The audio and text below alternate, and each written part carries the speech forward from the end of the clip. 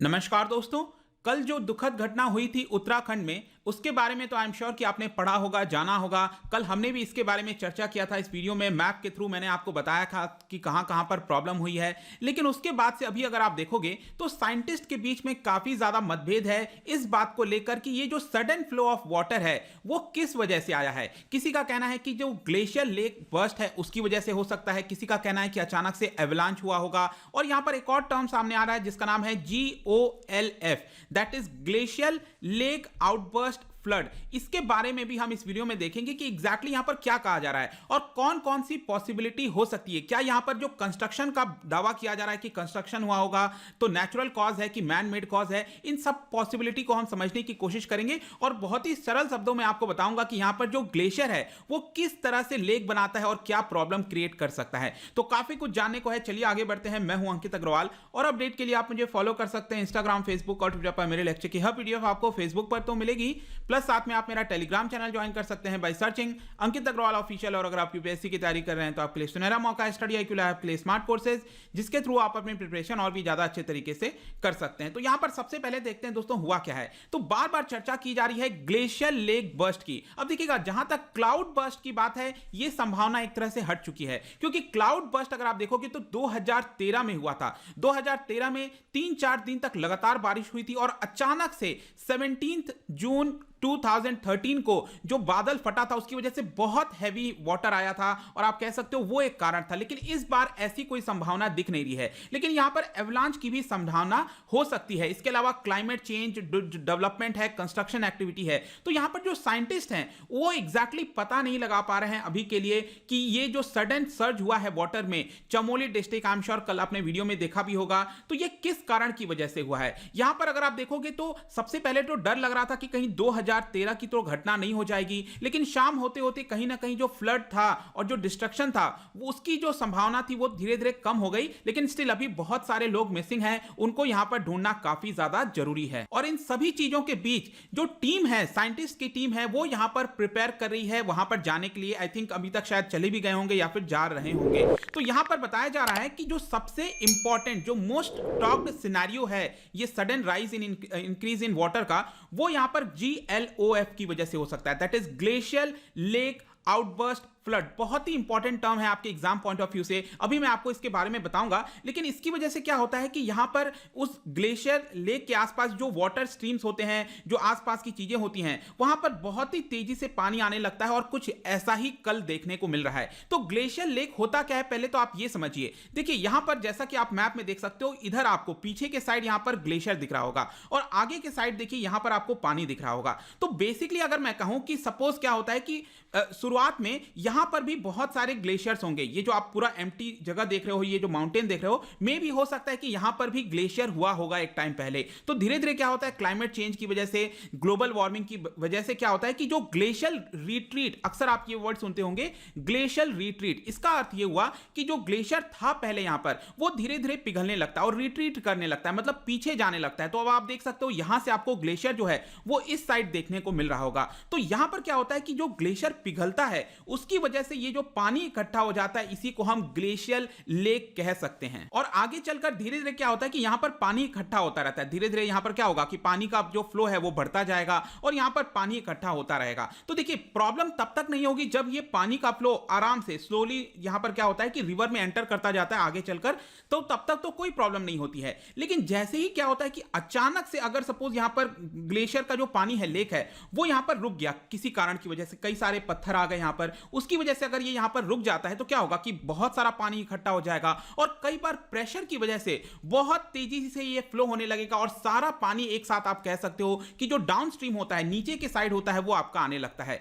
तो ये एक ग्लेशियर लेक की वजह से प्रॉब्लम हो सकती है। तो यहां पर एक प्रश्न उठता है कि जो कल का इवेंट था, जो संडे को उत्तराखंड में हुआ, क्या ये ग्लेशियर लेक के फटने से हुआ? यहां पर क्या ग्लेशियर लेक आउटबर्स्ट जिसको कहा जा रहा है उसके हटने की वजह से हुआ? तो देखिए यहां पर जो साइंटिस्ट है उन्होंने ये बताया कि हिमालयन नॉर्दर्न रीजन्स में अगर आप देखोगे तो जो ग्लेशियर लेक आउटबर्स्ट है आपका, जो मैंने आपको बताया यहां पर ग्लेशियर लेक आउटबर्स्ट फ्लड, ये कॉमन है, ऐसा नहीं है कि कोई बहुत ज्यादा आता है, लेकिन उसका इंपैक्ट कितना होगा वो डिपेंड करता है कई सारे कारणों की वजह से, कि वो ग्लेशियर लेक कितना बड़ा था, क्या वो उतने वेलोसिटी से जा रहा था कि नहीं जा रहा था, तो कई सारी चीजें होती हैं। इनफैक्ट मैं आपको बता दूं कि उत्तराखंड में जब कल ये हुआ था, आपका फ्लड आया था, उसके 2 दिन पहले की बात है, यहां पर बताया जा रहा है कि एक एवलांच हुआ था।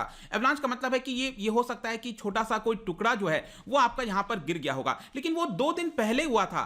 अभी कल के डेट में कोई भी एवलांच नहीं देखा गया है, ये आपको ध्यान रखना है। किसी भी फेक न्यूज में आप मत आ जाइएगा कि इधर उधर से बोला जा रहा है, क्योंकि कल काफी ज्यादा पॉसिबिलिटी थी, मुझे भी ऐसा लग रहा था कि कहीं शायद यहां पर एवलांच हुआ होगा, इसकी वजह से हुआ होगा, लेकिन यहां पर जब आज इसके बारे में पता चल रहा है दोस्तों, बताया गया है कि 2 दिन पहले एवलांच हुआ था।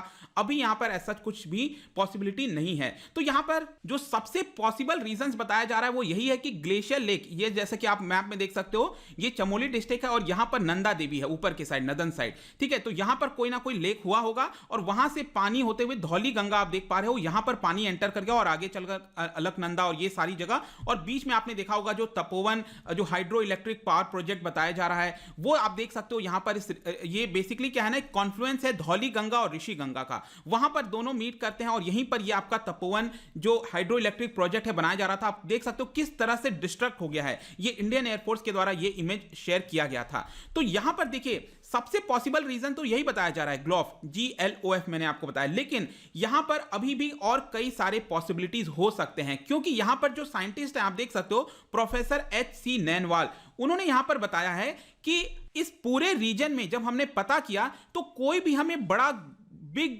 ग्लेशियर लेक्स नहीं दिख रहा था। मतलब मैंने आपको क्या बताया कि यहां पर पॉसिबिलिटी क्या बताई जा रही है कि लेक आउटबर्स्ट हुआ होगा, पानी गिर गया होगा, लेकिन साइंटिस्ट का अब एक ये कहना है कि यहां पर कोई ग्लेशियर, बहुत बड़ा कोई ग्लेशियर लेक हमें पता ही नहीं है इसके बारे में। यहां पर मे भी हो सकता है कि जो एवलांच है, जो बर्फ का टुकड़ा है, मे भी वो गिरा होगा, उसकी वजह से हो सकता है। लेकिन यहां पर साइंटिस्ट का एक और बात कहना है कि ये जो टुकड़े हैं छोटे मोटे गिरते रहते हैं, लेकिन उसकी वजह से इतना ज्यादा फ्लो ऑफ वाटर आएगा वो हमें ऐसा नहीं लगता है। तो यहां पर अभी हम विजिट करेंगे और देखने की कोशिश करेंगे कि एग्जैक्टली क्यों हुआ होगा। इसके अलावा एक और यहां पर साइंटिस्ट हैं जिनका नाम है अर्गहा बनर्जी, उन्होंने यहां पर बताया कि इस पूरे रीजन में अगर आप देखोगे, जो मैंने आपको बताया यहां पर नंदा देवी का पूरा रीजन है, यहां पर आपको बहुत सारे ग्लेशियर लेक्स देखने को मिलेंगे, लेकिन हो सकता है कि एक दो कुछ ऐसे ग्लेशियर लेक्स हों जिसके बारे में हमें पता नहीं है। उन्होंने ये भी कहा कि जब ये इवेंट हुआ था कल, तो हमने यहां पर सैटेलाइट इमेजेस से पता करने की कोशिश की कि क्या वहां पर कोई ग्लेशियर लेक तो नहीं है, लेकिन जब हमने देखा तो हमें कोई ग्लेशियर लेक नहीं मिला। मे भी हो सकता है कि और ज्यादा हायर रेजोल्यूशन सैटेलाइट से अगर हम देखेंगे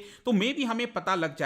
अगर वहां पर ग्लेशियर लेक नहीं है तो बहुत ही सरप्राइजिंग है कि अचानक से वाटर कैसे आ सकता है। तो एक तो आपका ग्लेशियर लेक फटने की वजह से हो सकता है। देखिए दूसरा यहां पर पॉसिबिलिटी जो बताई जा रही है वो आपका एवलांच मैंने आपको बताया। देखिए क्लाउड बस्ट वाला तो मैंने आपको हटाई दिया, बादल फटने की वजह से, वो अभी कोई भी पॉसिबिलिटी नहीं है उसका। लेकिन जहां तक एवलांच की बात है दोस्तों, तो यहां पर भी देखिए जो बनर्जी हैं, जो साइंटिस्ट बनर्जी हैं, उन्होंने यहां पर यह बताया है कि एवलांच की वजह से भी हो सकता है, लेकिन इसमें भी जो संभावना है वो थोड़ी सी कम लग रही है, क्योंकि एवलांच जो होता है, जो बर्फ का टुकड़ा है वो गिरे अगर वहां पर, तो उसकी वजह से इतना बड़ा आउटबर्स्ट होगा वो भी हमें कम लगता है। तो इसके लिए क्या किया जा रहा है, फाइनली जो Dehradun based Wadia institute of Himalayan geology है, वो 2 टीम सेंड कर रही है साइंटिस्ट की, ताकि पूरे पॉसिबल सिनेरियोस को यहां पर पढ़ा जा सके। लेकिन लास्ट में एक और दोस्तों यहां पर बात आ रही थी कंस्ट्रक्शन एक्टिविटी की। यहां पर बार बार आपने सुना होगा, कल भी मैंने बात किया था कि काफी सारे कंस्ट्रक्शन किए जा रहे हैं। तो देखिए अभी के लिए साइंटिस्ट द्वारा बताया गया है कि यहां पर जो डायरेक्ट लिंकेज है कंस्ट्रक्शन रिलेटेड एक्टिविटीज का,